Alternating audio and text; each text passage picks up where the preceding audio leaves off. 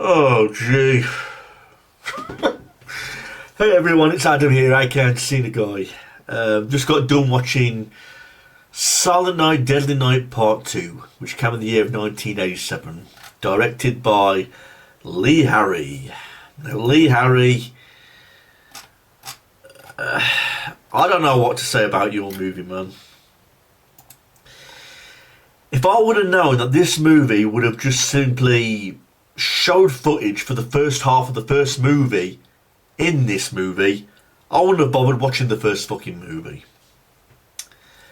Because basically that's all that Silent Night, Deadly Night Part 2 is. The first half of the movie is just old reused video from the first movie. And it was terrible. It was just old reused fucking video. So instead of getting to Ricky, who's now Billy's youngest brother all grown up,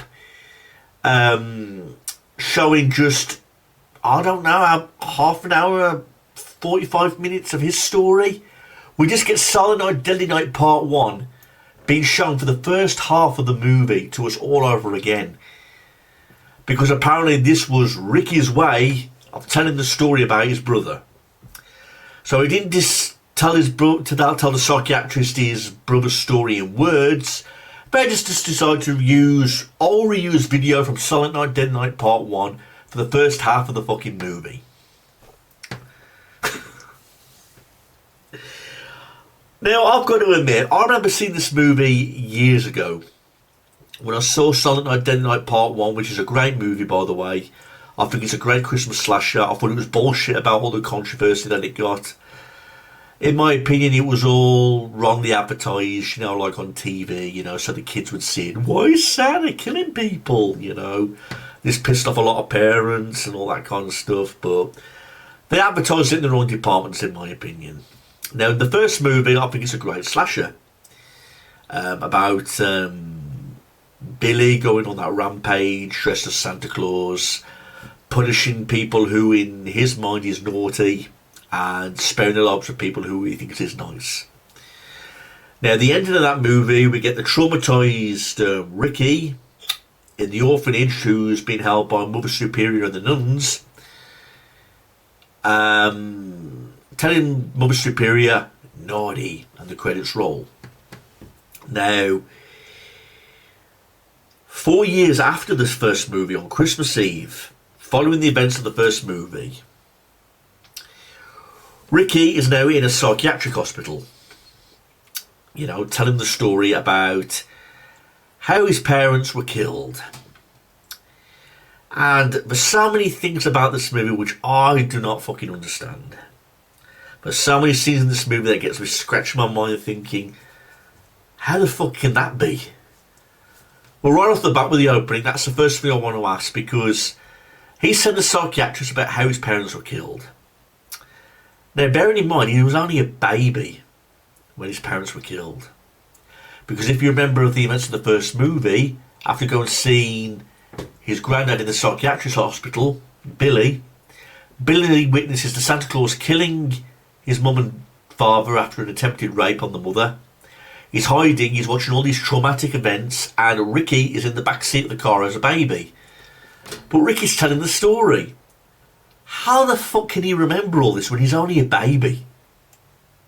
If he's a baby, a little toddler, how can he remember all these events and what happened to his mother and father? Even the psychiatrist asks him this, saying, how do you remember this, Ricky? And that's a question that I want to know.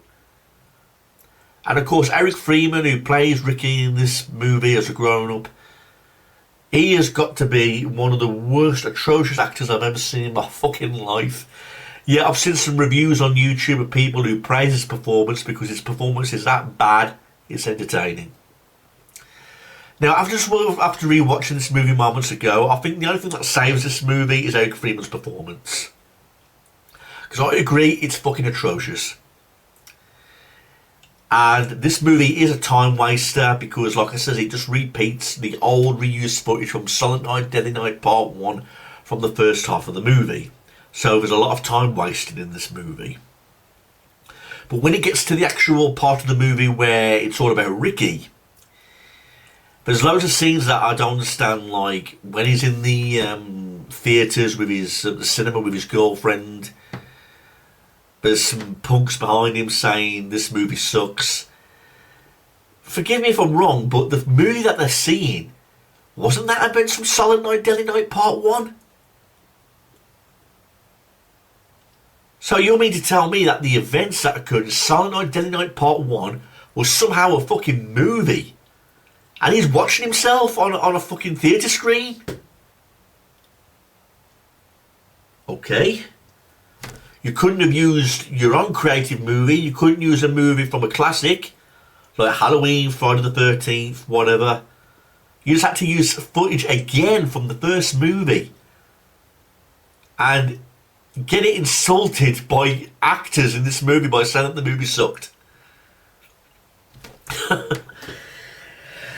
And Eric Freeman, his one-liners, who can ever forget that one? Garbage day! And he shoots that fucking guy holding the trash can. Dark. You know, and using his eyebrows for some sort of expression. You know, he shoots the guy, garbage day! Shoots and looks at the gun. Carries on shooting and... Because there's a scene in this movie where on the rampage he does kill his girlfriend by choking her out with a aerial cable.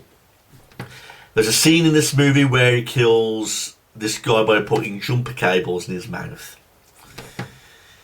And again, there's a scene where he once again repeats the actions of his brother Billy by dressing up as Santa Claus. And he's got one intention in mind, and that's going back to the orphanage to find Mother Superior to kill her. You know, although it's not played by the same actress as the Mother Superior in Part 1. It's played by a different actress. This nun looks older. She's got like a wound on the side of her face. And what was so unique about this fucking scene is that when he decapitates her, cuts her head off with an axe, there's not one drop of blood. Honestly, he cuts the nun's head off. And then when that other character enters the room to find Mother Superior just sitting there with her head on, and then her head falls off, there's not one drop of blood.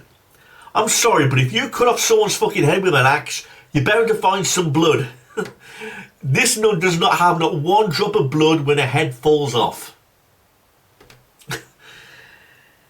What else do we get? Ricky gets shot several times by the police.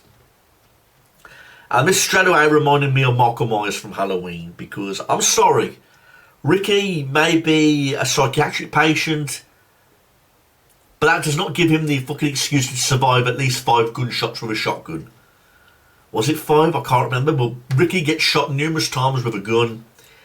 He falls through a window, and that wasn't enough to kill him.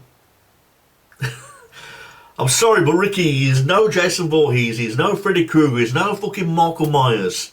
But again, he's a normal human being, and when he gets shot with a shotgun, he's still alive. And that's when the credits roll. So you mean to tell me that after watching half a fucking movie of Silent Night, Deadly Night Part 1 again, we know what happened in that movie. So we're just reminding us by wasting a lot of time by showing that movie for the first half of the movie. I know I keep saying it, but it's hard to believe. It's as hard to believe that you come up with a sequel and you've got no ideas for it. So what do? You basically put the events of Part 1 for the first half of the movie in it. You know, so you might as well bother not watching Part 1 at all, because it shows you all the highlights in this movie, plus the outstanding performance of Eric Freeman, who plays Ricky in this movie, with his acting. Some of the worst acting I've ever seen. Garbage day, you know. I've got to admit, when I first saw this movie, I really hated it. I detested it. I literally broke the DVD. I think I did. I can't remember. But this was years ago, back when I had one of my older accounts. But after watching the movie again, I have to admit, I got a kick out of it, because it was nice to see the highlights of the first movie again. Despite me watching that movie a fucking days ago, I'm here rewatching it again. And then I get the guilty pleasure of watching Eric Freeman's performance in this movie, with his one-liners, his facial expressions, his laughter, you know, and all those outrageous scenes of rampages in this movie where he's going on that big killing spree with the gun and then going on to hunt down Mother Superior with an axe dressed as Santa Claus. And again, I don't see nothing Christmassy about this movie whatsoever. I can't see what's so Christmassy about this movie. Where's the Christmas music? Where's the Christmas trees? Where's the lights? You know what I mean? It was just like a short film about what happened to Billy's younger brother Ricky, all grown up. And that's all this movie was about. I mean, I'm looking on this online right now. It backs up everything that I said. It just said the film heavily remotes on the flashbacks of 30 minutes of stock footage from the original movie. And again, the budget for this movie was only $250,000, which is virtually nothing. 88 minutes long, so that's, yeah, minus 30 of that leaves you the 58 minutes. So you only get really 1 hour time of Ricky, basically, in his half of the movie.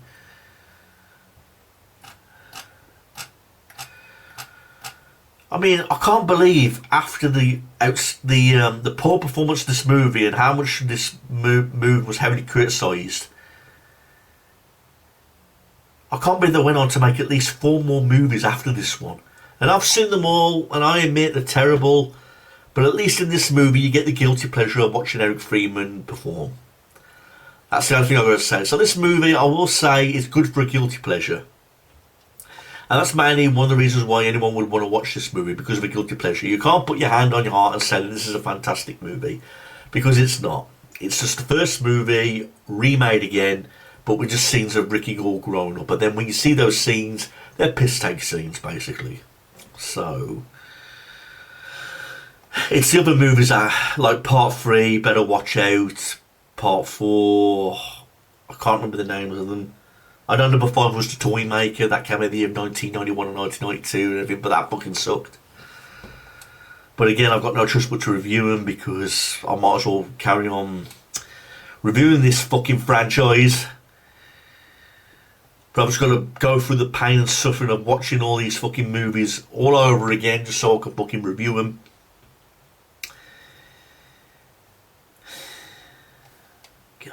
I can't get that out of my head. Garbage Day!